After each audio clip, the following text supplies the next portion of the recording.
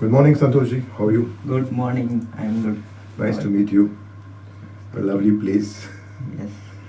So, I've been attending to a lot of your sessions. It was very interesting Wow. and very informative also. So I said I must meet you and see, get to understand more what you do like. Okay. So basically, you're a virtual CFO Yeah. and financial trainer. Correct. So how did this happen, and what is a virtual CFO like? Okay मैं आपको clear कर लेता हूँ virtual CFO क्या होता है। Virtual CFO अगर आप देखेंगे तो बड़ी जो कंपनियां जो होती है हाँ। कि they have 500,000 2,000 crore turnover 5,000 crore Yes. तो they appoint full time CFO CFO यानी chief financial officer and he take care all the financial management related activity कि cash flow management profitability P&L balance sheets working capital management internal accounting related activities के लिए ये जो CFO है Okay. He is the responsible person for that particular Function. Organisations. Okay. तो ये तो होता है कि बड़ी बड़ी कंपनियां में ये सब चीज़ें फुल टाइम CFO अपॉइंट करके वहाँ पे ये सब एक्टिविटी करते हैं, मगर छोटे ऑर्गेनाइजेशन में एमएसएमई ऑर्गेनाइजेशन में ये जो फुल टाइम CFO है तो उतना ज़्यादा बजट नहीं रहता बराबर. कि उनका इतना बड़ा एक्सपीरियंस पर्सन, तो उनका बजट नहीं होता है कम होता है. और वहाँ पे देखने के लिए फिर ये एक्टिविटी जो फाइनेंशियल मैनेजमेंट एक्टिविटीज जो है वो वहाँ पे एसएमईज में मैनेज नहीं हो पाती बिकॉज ऑफ यहाँ पे फुल टाइम CFO नहीं है। तो आफ्टर कोविड हमने बहुत सारा रिसर्च किया उसके ऊपर और एक समझ में आया कि एसएमईज में फाइनेंशियल मैनेजमेंट जो कंसेप्ट है वो कहाँ तो मिसिंग है। And I am also from the finance background, so बोले कि हम क्या कर सकते हैं इस इंडस्ट्रीज में जो भी बिजनेस ओनर को फाइनेंशियल मैनेजमेंट में या कैश फ्लो मैनेजमेंट में जो चैलेंजेस आते हैं। तो then we research and we started as a virtual CFO। Virtual CFO क्या होता है कि जो भी फुल टाइम CFO एक्टिविटीज जो करते हैं वही हम एमएसएमई में या छोटे बिजनेसेस है उनको एज वर्चुअली उनको हेल्प करते हैं।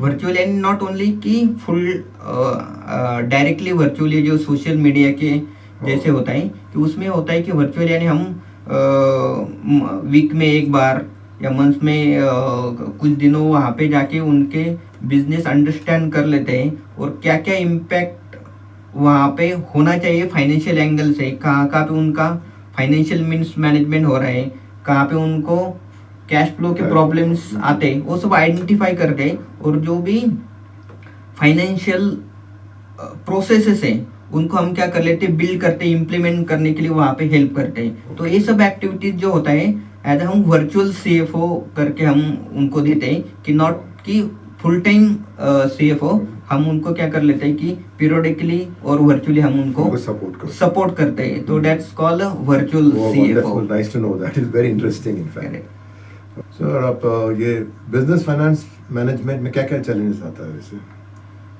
बिजनेस फाइनेंस मैनेजमेंट में क्या होता है कि बहुत बार अगर आप देखते हैं कि हम अभी जो डिस्कशन करें मोस्ट ऑफ एमएसएमई में ज़्यादा चैलेंजेस फेस करने पड़ते हैं, क्योंकि क्या होता है कि एक बिजनेस ओनर है जो बिजनेस शुरू करता है तो छोटा बिजनेस शुरू करता है, वो ग्रेजुअली फिर बड़ा बड़ा हो जाता है, फिर बाद में 50 लाख का टर्न होता है, 1 करोड़ का 2 करोड़ का 5 करोड़ 10 करोड़ का टर्न होता है।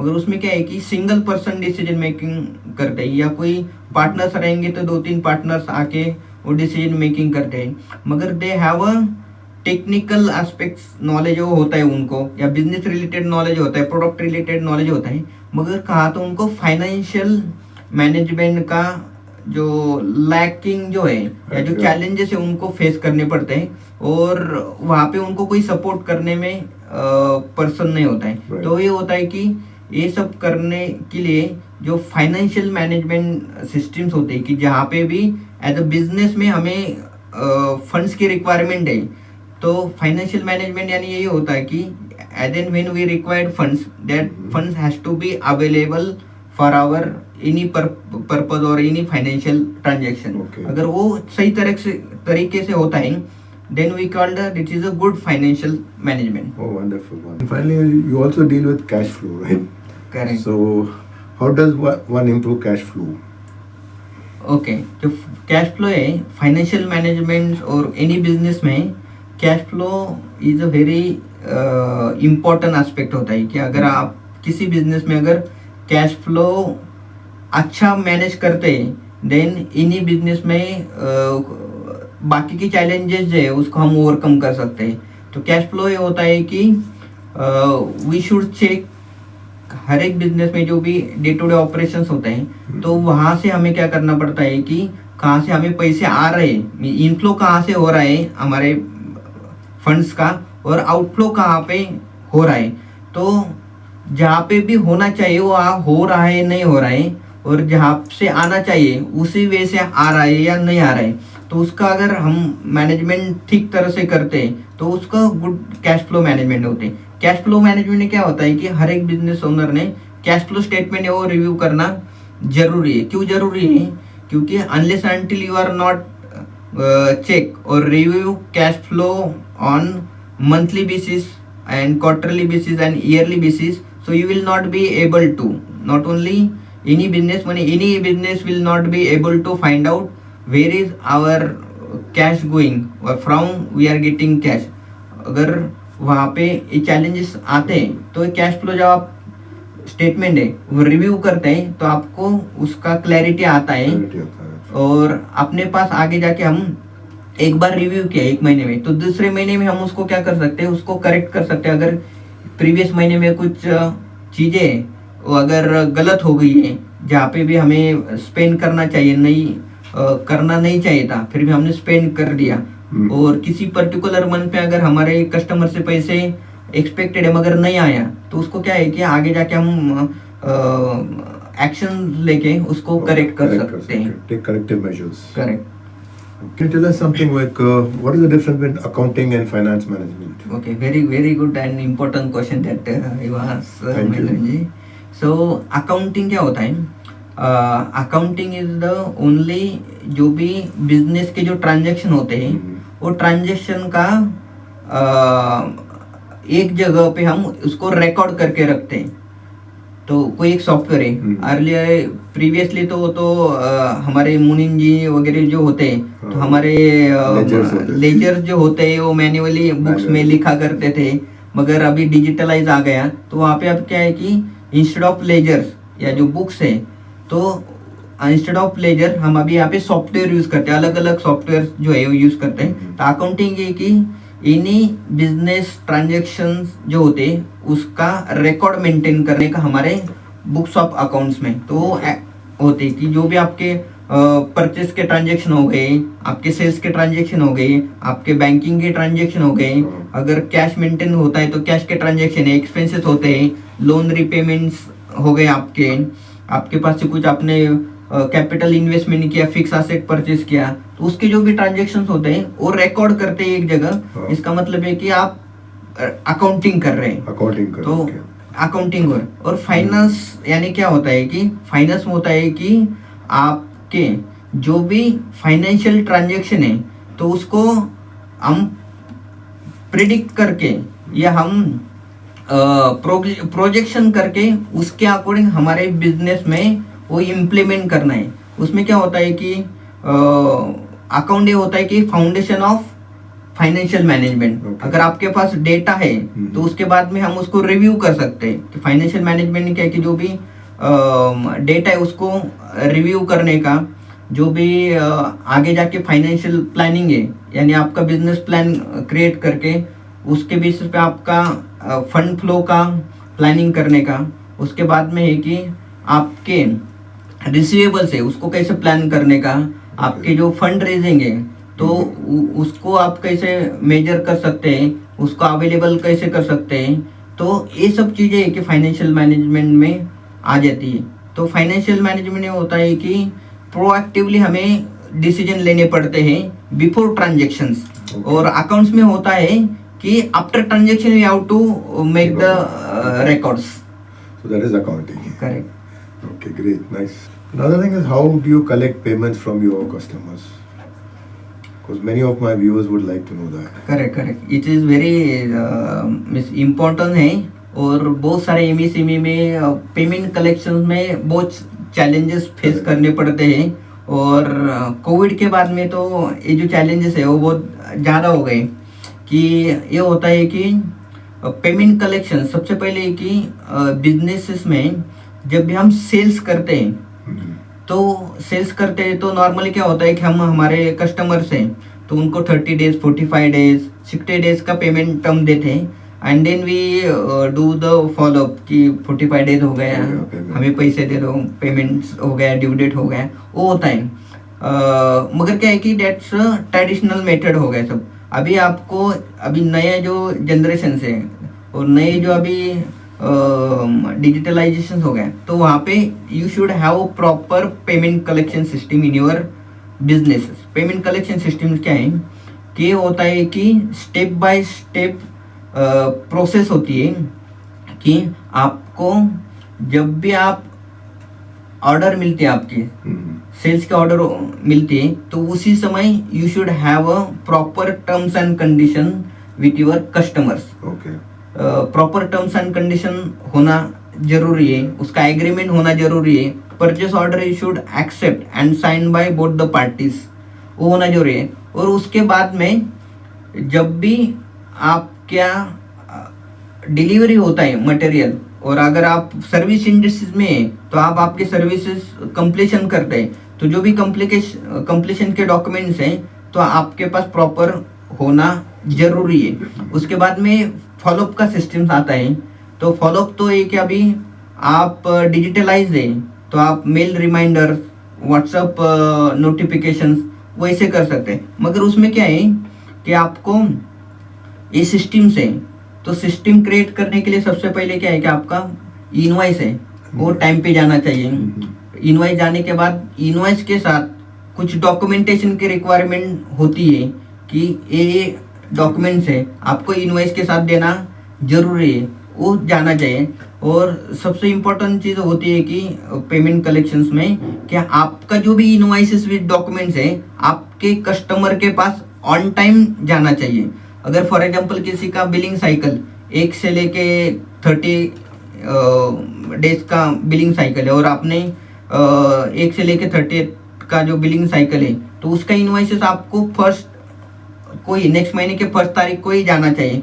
ताकि क्या करेंगे उनका पेमेंट टर्म से 1 तारीख से लेके नेक्स्ट 1 तारीख तक आपको मिलेगा। नहीं तो बहुत बार होता है कि हम इनवॉइस रेज करने के लिए 5-6 दिन लगते हैं, 10 तारीख को उनके पास इनवॉइस आते हैं, बाद में वो 10 तारीख से लेके नेक्स्ट 10 तारीख तक आपका पेमेंट्स होता है। तो अगर वो सिस्टम क्रिएट करने का है तो आपका invoices has to be submit on time submit होना जरूरी है। तो तभी आपका पेमेंट्स है आप उसको जल्दी से जल्द मांग सकते हैं। और ये जो पेमेंट कलेक्शन सिस्टम में क्या है कि बहुत बार एसएमएस और छोटे बिजनेसेस में क्या होता है कि बिजनेस ओनर ही सब कुछ करता है कि इनवॉइसेस भी बिजनेस ओनर देता है, पेमेंट का फॉलोअप भी बिजनेस ओनर करता है। तो वहाँ पे पेमेंट्स फॉलोअप जो है इतना स्ट्रांग नहीं हो पाता। तो हमारे कस्टमर्स क्या करते हैं उसका लेवरेज उठा लेते हैं और पेमेंट में भी डिले हो जाता है उसके कारण। तो वहाँ पे इनवॉइसिंग एंड पेमेंट कलेक्शन के लिए आपके पास बिजनेस में क्या होना जरूरी है, वहाँ पे डेडिकेटेड पर्सन होना जरूरी है कि इनवॉइसिंग सबमिट करके उनका ऑन टाइम फॉलोअप करके ऑन टाइम हमारा बिजनेस के जो भी पेमेंट्स है वो कलेक्ट करने का। इसमें बहुत सारी चीज़ आती है तो इसमें से ये 4-5 पॉइंट है आपको मेनली वहाँ पे इम्प्लीमेंट करना पड़ेगा। Then you can receive your payments on time. Wonderful. That was very informative to my viewers. Correct. So one more thing, why loans are increased in the business? वो नहीं अभी तो क्या हो गया है कि लोन इंक्रीज क्यों होते हैं कि इसका रीज़न ये होता है कि वहाँ पे कैश फ्लो का वहाँ पे हमारा चैलेंजेस फेस करने पड़ते हैं। सबसे पहले कि कैपिटल इन्वेस्टमेंट्स करने पड़ते। जब भी कोई बिजनेस हमने शुरू किया तो कैपिटल इन्वेस्टमेंट या इनिशियल जब हम बिजनेस शुरू करते तो इनिशियल फंड जो रिक्वायरमेंट होते हैं और जैसे ही हमारा बिजनेस है वो इंक्रीज हो जाता है तो दो टाइप के जो चीज़ें होती है वो इम्पैक्ट करते हैं हमारे इसके ऊपर, लोन्स के कैश फ्लो के ऊपर हो जाती है। तो उसमें हो जाता है कि सबसे पहले कि आप आपके बिजनेस में आपके कस्टमर को आप क्या कर लेते हो कि पेमेंट टर्म्स ऑफर करते हो, तो ऑब्वियसली आपके जो अमाउंट है वहाँ पे ब्लॉक हो जाते हैं 30-45 डेज 60 डेज का, कहाँ पे तो 90 डेज का के लिए पेमेंट ब्लॉक हो जाते हैं। दूसरा है कि बिजनेसेस में क्या है कि इन्वेंट्री मैनेज करनी पड़ती है। कुछ तो रॉ मटेरियल इन्वेंट्री है, वर्क इन प्रोग्रेस में होता है मैन्युफैक्चरिंग प्रोसेस में, और कुछ होता है कि फिनिश गुड्स। तो ये जो इन्वेंट्री मैनेज करने के लिए हमें वर्किंग कैपिटल की रिक्वायरमेंट है। तो बिजनेस ओनर क्या करते हैं, उनके पास अगर सफिशिएंट अमाउंट नहीं है तो जब भी बिजनेस है वो ग्रेजुअली इंक्रीज हो जाता है तो ऑब्वियसली हमारे डेटर्स भी बढ़ जाते हैं, क्योंकि ऑर्डर बढ़ जाते हैं, सेल्स बढ़ जाते हैं, डेटर्स बढ़ जाते हैं। साइमल्टेनियसली वो डेटर्स को टाइमली हमें डिलीवरी देने का हमारे प्रोडक्ट का, तो हमारी जो इन्वेंट्रीज है वो भी बढ़ानी पड़ती है। तो ये दो चीजें इम्पोर्टेंट है कि वहाँ पे हमें ज्यादा कैश की रिक्वायरमेंट वहाँ पे हो जाती है। तो अगर वो कैश की रिक्वायरमेंट है तो ऑब्वियसली कि फुलफिल कैसे करेंगे, तो फुलफिल कैसे करेंगे, तो अभी फंड्स तो लगने वाले, कैश तो चाहिए, पैसा चाहिए हमारे बिजनेस में। तो फिर बिजनेस ओनर है वो क्या कर लेते हैं कि अप्रोच करते हैं हमारे बैंकर्स को, अरे फंड्स की रिक्वायरमेंट है। तो ये क्या होता है कि ये फर्स्ट स्टेज हो गई कि एक बार अप्रोच किया, बाद में हो गया कि वापस बिजनेस बढ़ गया तो वापस रिक्वायरमेंट लगती है, तो डेटर्स बढ़ गए, हमारे जो डेटर्स के जो पेमेंट टर्म्स है वो बढ़ गए, तो ये होता है कि इंटरनल फिर मार्जिन कम हो जाता है। तो वहाँ पे कैसा है कि तो फिर वापस रिक्वायरमेंट लगती है। तो वहाँ पे कैसा होता है कि आपका जो भी वर्किंग कैपिटल मीट करने के लिए लोन लेने की रिक्वायरमेंट होती है, मगर वहाँ पे कैसा है कि जब आप कौन सा भी बिजनेस अगर प्रॉफिट में करते हो तो ये जो लोन्स का ज़्यादा रिक्वायरमेंट नहीं होता है। अगर आपका बिजनेस आप प्रॉफिटेबिलिटी के ऊपर करे, प्रॉफिट मेकिंग बिजनेस है, तो आपको क्या करना पड़ता है कि लोन की रिक्वायरमेंट नहीं होती। दूसरा है कि आपके बिजनेस से जो कुछ फंड्स हैं, अभी एमएसएमई में क्या होता है कि बहुत बार प्रोपराइटर या पार्टनर्स होते हैं, तो वहाँ के फंड्स है वो क्या कर लेते, डाइवर्ट करते हैं हमारे पर्सनल जो भी एस्पिरेशंस है या कुछ चीज़ें होती है पर्सनल, हमें घर लेने का है, कहाँ पे हमें गाड़ी लेने की है, कहाँ पे हमें टूर करने का है, या होता है कि हमें कुछ लग्जरियस लाइफ एंजॉय करने की है। तो वहाँ पे क्या होता है कि अपने जो फंड्स हैं वो डाइवर्सिफाइड होते हैं वहाँ से। तो अगर फंड्स आपके बिजनेस के बाहर जाते हैं तो obviously day to day activities के लिए हमें क्या करना पड़ता है कि वो फुलफिल करने के लिए वापस वहाँ पे फंड्स की रिक्वायरमेंट आती है। तो फिर फंड्स कहाँ से लेके आएंगे, तो वापस हम लोग बैंक के पास जाते हैं, तो बैंक के पास से वापस फंड्स लेते हैं। और कहाँ कहाँ पे तो ऐसा भी होता है कि मार्जिन ज़्यादा नहीं होता है, और वो साइकिल जो है कैश टू कैश साइकिल से, वो कहाँ कहाँ पे होता है कि आपका 90 डेज का कैश साइकिल से 120 डेज का कैश के 180 डेज का कैश साइकिल से। तो वो कैश साइकिल जो है अगर आपका जितना ज़्यादा उतना ही आपका टर्न अराउंड टाइम है वो कम हो जाता है।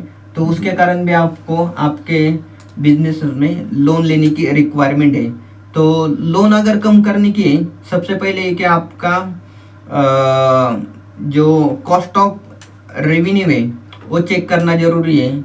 अगर वो अच्छा है, कॉस्ट ऑफ रेवेन्यू आपका कम है, तो वहाँ पे आपको लोन लेने की ज़रूरत नहीं पड़ती। और दूसरा एक आपका पेमेंट कलेक्शन सिस्टम्स है वो अच्छा होना चाहिए, और आपकी इन्वेंट्री जो है मैनेजमेंट वो अच्छा होना चाहिए कि जो भी आपके फास्ट मूविंग इन्वेंट्री है that you have to keep maximum, slow moving जो इन्वेंट्री है आपको कम रखनी पड़ेगी आपके बिजनेस में। ये जो कुछ कुछ चीज़ें हैं तो आपको अगर मैनेज करते हैं अच्छी तरह से तो फिर आपको लेने की ज़रूरत नहीं। अदरवाइज ये अच्छी तरह से अगर मैनेज नहीं हो गया तो आपको ऑब्वियसली बिजनेस में आपको क्या करना पड़ेगा, लोन की रिक्वायरमेंट होती है। मगर कुछ लोन जो होते हैं वो क्या होते हैं कि गुड लोन होते हैं, कुछ बैड लोन होते हैं। तो वहाँ पे आपके जो भी एडवाइज़र्स हैं, फाइनेंशियल एडवाइज़र्स वगैरह या CFO है, उनसे डिस्कस करके जो भी बैड लोन है तो उसको कम करके गुड लोन है वो आपको लेना चाहिए।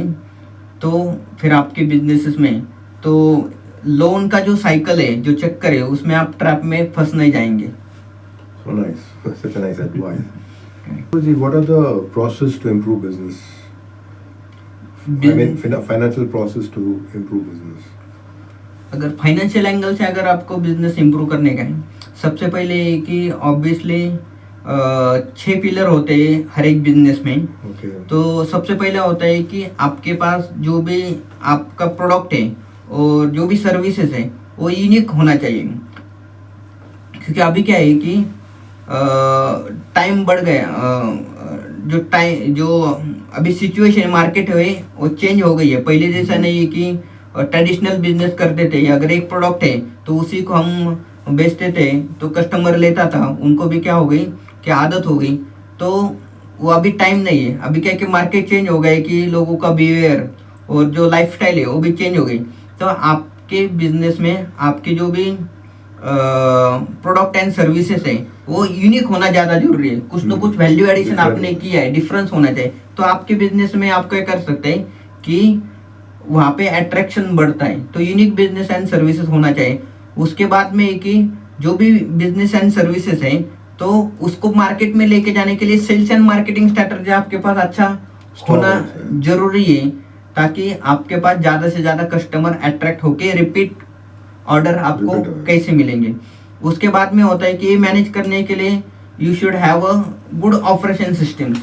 तो इंटरनली कि आपका मैन्युफैक्चरिंग प्रोसेस कैसा है, डिस्पैच प्रोसेस कैसा है, डिलीवरी कैसे हो रहे हैं, टाइमली इंटरनल जो मैनेजमेंट है वो सब हो रहा है कि इंटरनल बिजनेस ऑपरेशन है वो अच्छा होना चाहिए। वो तीसरा पिलर हो गया बिजनेस में। उसके बाद में ये सब चीज़ें मैनेज करने के लिए you should have good team and अच्छे लोग होना चाहिए आपके ऑर्गेनाइजेशन में। अगर अच्छे लोग हैं तो आप का जो प्रोडक्ट है वो अच्छा बन सकता है, आपकी मार्केटिंग और सेल्स है वो अच्छे हो सकते हैं, ऑर्डर बढ़ सकता है, ऑपरेशन जो है वो टाइमली और अच्छी स्ट्रॉन्ग ऑपरेशन सिस्टम क्रिएट कर सकते हैं। तो वहाँ पे आपको चौथा पिलर है कि आपके पास you should have a good team and employ in your organisation.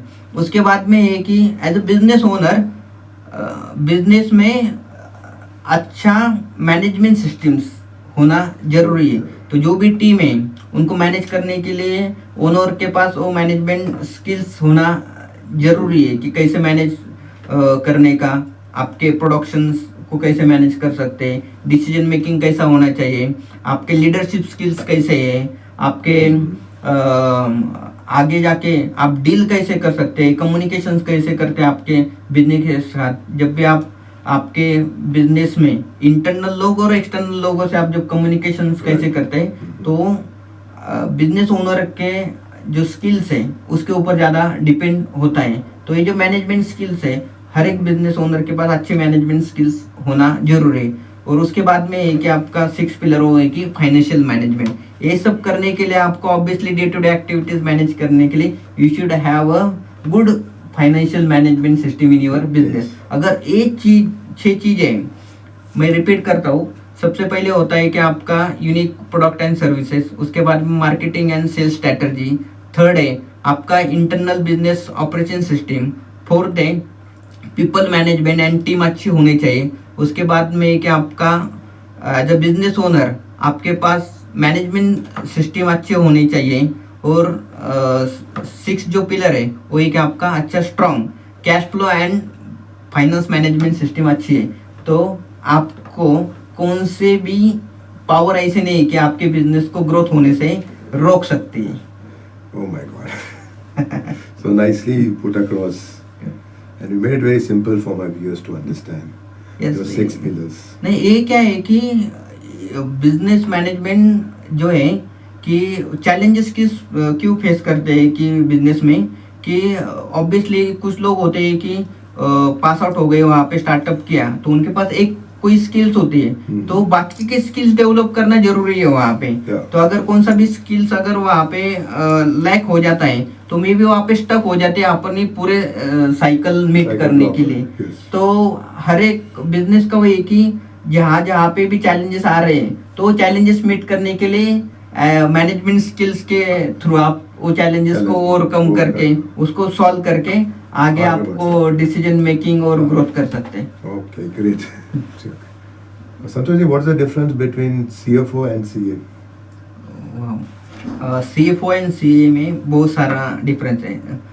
CA यानी क्या है कि चार्टर्ड अकाउंटेंट, आपको पता है कि जब हम हमारे जो भी बिजनेस में स्टैट्यूटरी कंप्लायंस जो होता है या इनकम टैक्स के रिलेटेड जो भी एक्टिविटीज़ होती है, तो उसके लिए हम क्या कर लेते हैं, एक CA जो है एक्सटर्नल CA उनको अपॉइंट करते हैं and he take care all the हमारे compliances. Means business owner, business में मेनली कौन से कंप्लायंसेस होते हैं, एक तो एक आपका GST है, Okay. उसका रिटर्न्स एंड पेमेंट्स करना पड़ता है, पड़ता वो हो गया कि स्टैट्यूटरी कंप्लायंस। उसके बाद में एक ही मेन इनकम टैक्स रिटर्न्स है, तो आपका ऑडिट करवा के उसके बाद में इनकम टैक्स रिटर्न्स है वो फाइल करने पड़ते हैं। और बाकी के कुछ स्टैट्यूटरी कंप्लायंसेस के रजिस्ट्रेशन होते हैं कंपनी का, इनकॉर्पोरेशंस जो होती है, वो सब चीज़ें क्या है कि चार्टर्ड अकाउंटेंट एंड उनके थ्रू हम करवाते हैं।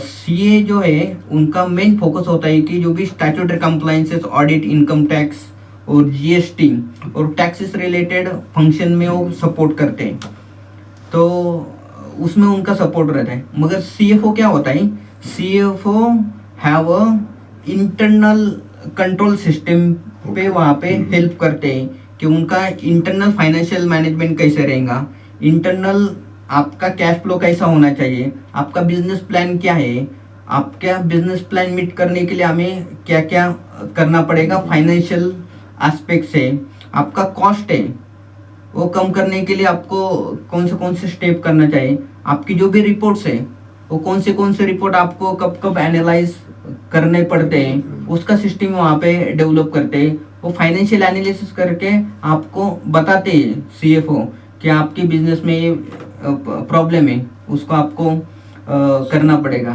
तो इंटरनल फाइनेंशियल कंट्रोल के लिए CFO का यूज होता है।